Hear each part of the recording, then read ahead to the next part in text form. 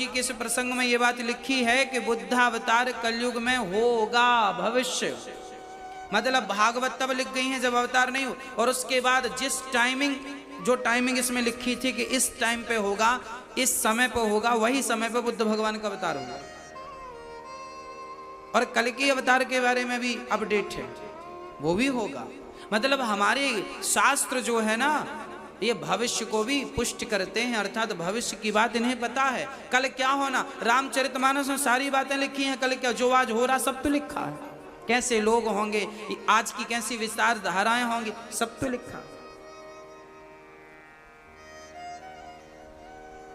एक बार व्यास जी ने 17 पुराण लिखने के बावजूद भी बड़े परेशान थे, बड़े उदास। तब नारद जी आए कीर्तन करते हुए, क्या हुआ, आप परेशान क्यों हैं, उदास क्यों हैं? तब कहा मैं इसलिए परेशान हूं, व्यास जी ने कहा मैंने 17 पुराण लिख दिए पर मन को शांति नहीं मिली। तब नारद जी ने कहा आपने भागवत नहीं लिखी, जब तक भागवत की रचना नहीं करेंगे शांति नहीं मिलेगी। नारद जी ने अपनी पूरी आप बीती सुना दी। मैं पिछले जन्म दासी पुत्र था, परंतु मैं ब्रह्मा पुत्र बना तपस्या के प्रभाव से। एक बार मेरे गांव में कुछ संत आए, मैंने उनकी खूब सेवा की। संतों ने मुझे नारायण का मंत्र दिया, मैंने खूब जाप किया। मेरी माँ ने संतों के संग जाने से रोक दिया, पर मेरी माँ को एक दिन सांप ने डस लिया तो मेरी माँ मर गई, और मैं सीधा माँ का संस्कार करके जंगल गया और वहाँ केवल नारायण नारायण श्रीमन नारायण का जाप किया। जाप करते करते करते करते मेरी जवानी बीत गई, बुढ़ापा बीत गया। जब मृत्यु हुई तो आकाशवाणी हुई, पुत्र इस जन्म में तुझे मेरा दर्शन नहीं, अगले जन्म में होगा।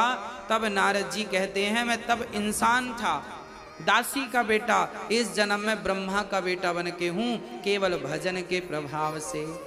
याद रखना, भजन का प्रभाव कभी नष्ट नहीं होता, आज ना सही उसका फल मिलेगा जरूर। एक बार तपना होता है, तपाना होता है, उसके बाद जो सुख मिलता है ना, अपार होता है। सुदामा गरीब थे, पर जब भगवान की शरण में गए तो जीवन भर दुख उठाया, अंत में भगवान ने 2 लोकों का मालिक बनाया। केवल मालिक नहीं, सुदामा को जवान भी किया भगवान ने। सुदामा बुढ़े गए थे, और पता है आपको सुशीला और सुदामा दोनों जवान हो गए थे, और जवानी में फिर उन्होंने अपना राज्य भोगा और सारा सुख भोग कर फिर भगवान के धाम को गए। अर्थात भगवान की भक्ति कोई करेगा तो संसार के सुख से भी वो वंचित नहीं रहेगा।